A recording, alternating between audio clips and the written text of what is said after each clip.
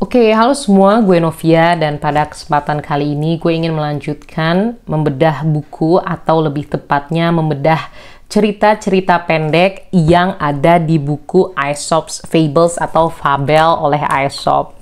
Gue membetulkan cahaya biar lebih terang aja. Oke, jadi kita sudah masuk ke halaman 20 dari buku. Jadi ini bukunya sebenarnya bahasa Inggris versi Signet Classics dan sebenarnya buku Aesop's Fable ini setahu gue sudah masuk ke buku yang udah free license, jadi kita bisa akses di Gutenberg. Karena ini buku udah lama banget, jadi terjemahannya pun juga umurnya tuh udah lama banget sampai kita bisa akses secara bebas, secara gratis. Tapi ini gue memutuskan untuk beli. Kenapa? Karena pas itu harganya lumayan murah menurut gue untuk ukuran bahasa Inggris, dan gue ingin megang buku ini secara fisik aja sih, seperti itu. Dan ya menurut gue terjemahan antara yang gratis sama yang baru menurut gue nggak terlalu beda. Tapi yaudah, kita langsung aja membedah sekaligus menelusuri setiap cerita-cerita yang ada di buku, yang ada di kumpulan cerpen dari fabel-fabel atau cerita-cerita binatang dari Aesop. Oke, cerita kelima. Seorang anak dan serigala. Jadi ada seorang anak yang sedang berdiri di atas batu yang tinggi. Terus anak tersebut menyadari ada seekor serigala yang lagi lewat di bawah, dan anak tersebut mulai gangguin serigala tersebut dan mulai menyerang serigala tersebut. Habis itu serigalanya diam untuk membalas dengan kata-kata, "Dasar pengecut, jangan pikir kamu bisa mengganggu saya. Sejauh yang saya tahu, bukan kamu sebagai orang yang mengganggu saya, tapi posisi di mana kamu berdiri sekarang." Dan ini agak berbeda dari cerita sebelumnya. Ini kan pendek banget ya. Jadi untuk beberapa cerita, apalagi yang cukup pendek tuh, gak ada pesan moral yang ditulis di bawahnya. Jadi ini kita bisa ambil sendiri lah ya. Kalau menurut gue, kalau misalkan kita kaitkan dengan dunia nyata, ini seperti mungkin kalau kita bekerja dan ada hierarki misalkan di kantor. Mungkin atasan kita atau beberapa orang yang posisi secara hierarkinya lebih tinggi daripada kita, itu lebih muda dari kita, misalnya seperti itu, atau mungkin tidak sejago itu. Jadi dia sebenarnya tuh ada di posisi itu misalnya karena ya dia kenalan orang dalam lah, atau mungkin anaknya yang punya perusahaan. Jadi intinya kita lebih takut sama posisinya dia, tapi kita sebenarnya nggak takut sama dia sebagai orang, karena mungkin dia cuma mengandalkan status tempat bekerjanya dia, status posisinya dia, tanpa benar-benar punya skill yang benar-benar mumpuni sampai membuat kita segan atau takut atau misalkan memberi respect kepada dia. Jadi kita harus bisa membedakan sebenarnya tuh yang kita bikin takut, bikin segan itu apakah orangnya atau emang posisinya aja yang lebih di atas yang kemungkinan bisa menindas kita dengan posisi yang dia punya. Ini singkat banget nih cerita, cuma 6 baris, tapi kita bisa belajar lumayan banyak ya dari situ. Keren banget Aesop. Nih baru nih amal jariah yang baik nih, membuat cerita sudah dari zaman sebelum Masehi, tapi bisa tetap kita baca bahkan di era internet seperti sekarang. Luar biasa banget ya. Gokil. Terus kita masuk ke cerita 6. Hawk, elang, dan burung merpati. Jadi beberapa burung merpati itu hidup lama dengan ketakutan akan kedatangan burung elang. Tapi karena mereka sudah lebih peka sama ancaman dari elang, dan mereka itu tetap tinggal dan bertahan di sarangnya, mereka tuh secara konsisten bisa kabur dari serangan musuhnya, yaitu elang tersebut. Terus, habis itu kan si elang nih udah mulai ngerasa nih, usaha gue gagal mulu nih. Akhirnya elang itu mulai memikirkan beberapa trik untuk menipu merpati-merpati tersebut. Terus kata elangnya seperti ini, mengapa kamu lebih memilih hidup dengan kecemasan yang konstan ketika aku bisa membuatmu aman dari serangan-serangan oleh hewan-hewan lain? Yang kamu perlu lakukan itu cuma membuat saya sebagai raja kalian, dan saya tidak akan mengganggu kalian kembali. Terus habis itu merpatinya percaya sama elang ini dan memilihnya sebagai raja bagi mereka. Tapi gak lama kemudian, elang tersebut mulai menggunakan hak prerogatif kepemimpinannya dengan memakan satu merpati satu hari. Terus kata satu burung merpati malang, dia bilang, nasib, kurang lebih seperti itu. Terus ada pesan moral di bawahnya. Beberapa obat itu justru lebih buruk daripada penyakitnya sendiri. Bahaya sih. Dan selain itu juga, gue juga ngelihat kadang emang hidup nyaman mungkin yang terbaik ya. Kita jangan terlalu ambil resiko, apalagi resiko yang udah mengancam hidup. Ini literally dia mengambil resiko yang mengancam hidupnya nih, si merpati ini. Dan ya akhirnya dia yang mengambil konsekuensi. Dia yang merasakan konsekuensinya sendiri kan, alias mati.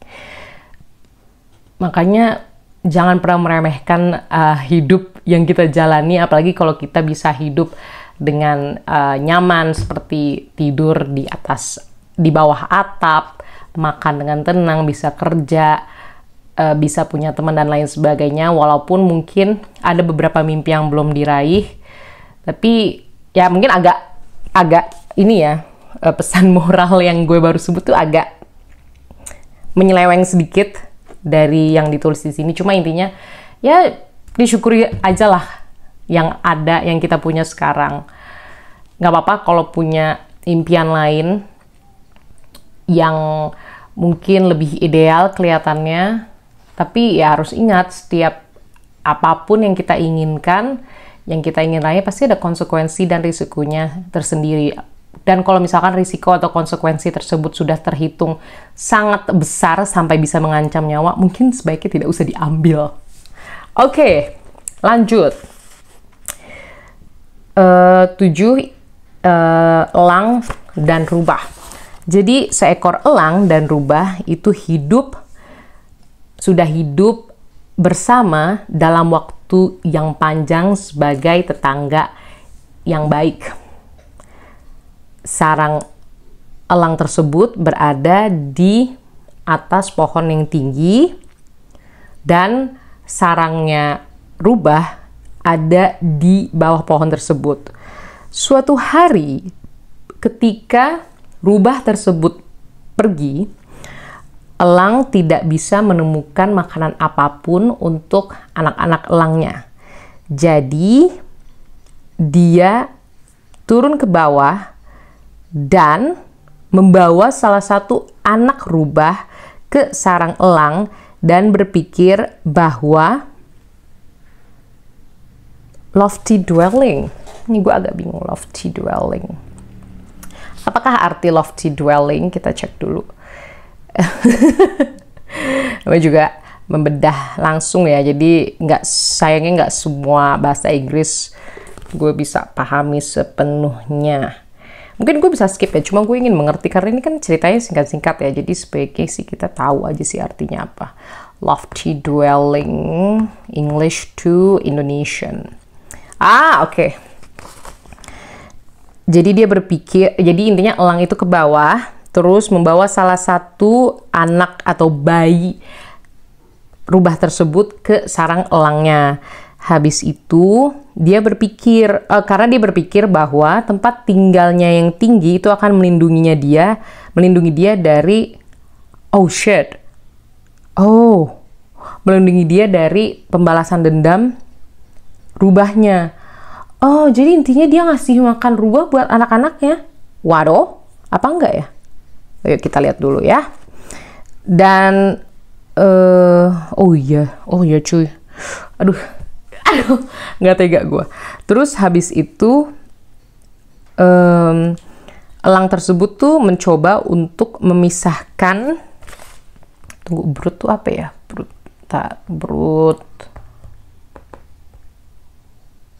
Brut meaning. Oke.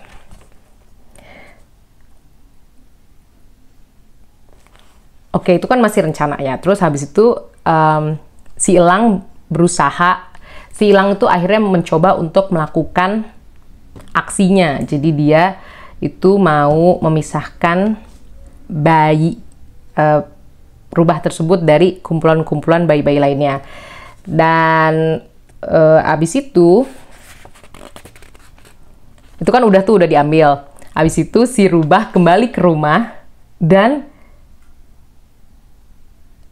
meminta ke elang untuk mengembalikan bayi rubahnya yang masih kecil. Terus habis itu, wow, banyak istilah yang gue bingung nih. Entreaties, what is that? Entreaties. Oke. Terus habis itu karena bener-bener desperate ya si rubah ini, karena kan anaknya udah diculik, dia tuh lari ke altar di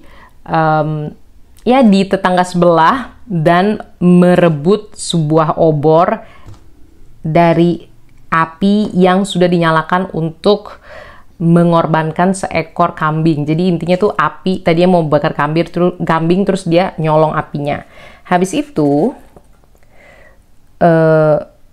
api yang ada dan asap yang udah muncul itu bikin elangnya takut akan keselamatan anak-anak elangnya dan tentu hidupnya juga, dan akhirnya dia mengembalikan bayi rubah tersebut dengan selamat ke ibunya sendiri. Oke. Dan ini pesan moralnya keren banget. Jadi tyrant atau orang-orang yang jahat itu tidak akan pernah aman dari orang-orang yang mereka tekan. Ini jahat banget sih. Kenapa ya tiba-tiba dia mikir buat nyolong bayi rubah ya? Parah sih emang. Emang ngerti sih, lapar dan mungkin desperate, kasihan kan sama anak-anaknya, apalagi seorang ibu. Cuma nggak nyolong bayi tetangga juga sih cuy, gila juga. Oke, good. Dan banyak istilah-istilah yang gue kurang pahami, jadi maaf karena gue kebanyakan nyari istilah.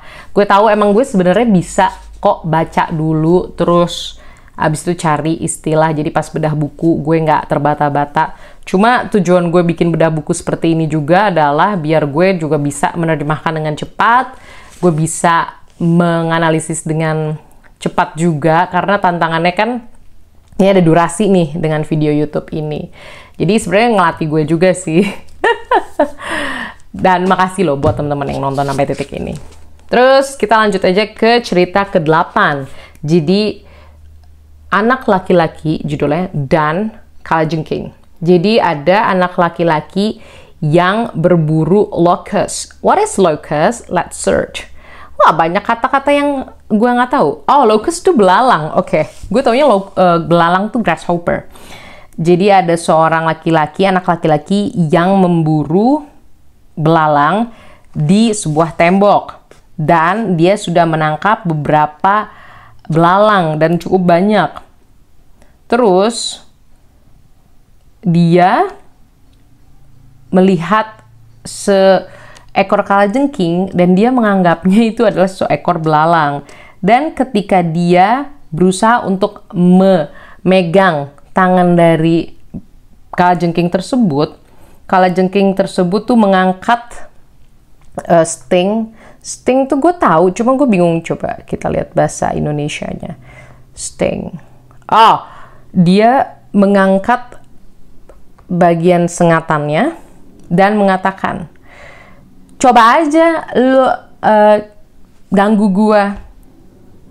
Lo bukan cuma hanya kehilangan gue, tapi lo juga akan kehilangan semua belalang lo. Wih. Apakah pesan moralnya di sini nggak ada? Tapi menurut gue sih ya, kita kadang harus berhati-hati sih sama apapun yang kita lakukan. Apalagi kalau yang kita lakukan tersebut sebenarnya bisa merugikan kita. Jadi kayak kita misalkan mau, ini deh gue keinget tiba-tiba kayak kuis super deal atau Who Wants to be a Millionaire deh contohnya. Kayak misalnya kita udah dapet sekitar 100.000 rupiah. Terus kita, nih gue agak lupa ya persisnya, cuma ini perumpamaan aja. Kita udah dapat sampai 100.000 rupiah. Terus kita masuk ke tahap selanjutnya, dan kalau kita dapat, kita akan dapat 250.000 rupiah. Nah, jatuh. Nah, kan di 250.000 tuh biasanya, bukan rupiah, dolar, sorry. Itu biasanya pertanyaannya udah lumayan susah kan. Dan sayangnya ketika itu kita nggak bisa jawab. Jadi, kita tuh ada pilihan untuk, bentar, salah. Maksudnya, kita udah punya 100.000 dan kita mau masuk ke 250.000 dan kita dikasih pilihan, lo mau ambil 250.000 tapi kemungkinan pertanyaannya salah, jawaban kita salah dan kita kehilangan semua, apa lo mau fokus aja sama 100.000 lo dan pulang dengan 100.000 lo. Dan menurut gue ya, kalau gue di posisi itu, gue akan ambil 100.000 itu dengan mudah. Kayak, yeay, 100.000 dolar, 1 miliar cuy, gue bawa pulang. Emang kalau kita bisa menang, kita akan mendapatkan 250.000 alias kayak sekitar 3 miliar bahkan. Tapi resikonya kita bisa kehilangan semua. Jadi ya harus tahu lah cara mengakses atau menghitung risiko yang kita punya agar sebisa mungkin kita tidak kehilangan semua dan malah rugi dan malah sedih sendiri. Oke, nice. Dan gue rasa itu dulu cerita-cerita dari Fabel Aesop kali ini. Ini ternyata lumayan menantang ya, karena menurut gue bahasa Inggrisnya tuh unik, kayak jarang dipakai sehari-hari. Namanya juga fabel atau cerita dongeng. Jadi makanya maaf gue cari beberapa istilahnya di sini, tapi di satu gue kayaknya sih nggak baca dulu terus gue baru ceritain ya. Lebih seru kayak gini kalau buat gue. Terima kasih buat temen-temen yang udah nonton sampai titik ini. Maaf kalau misalkan agak ngalor ngidul, terus lebih terbata-bata daripada bedah buku sebelumnya, dan bahkan HP gue sempet jatuh juga. Terima kasih sekali lagi, dan sampai jumpa di video selanjutnya. Dadah!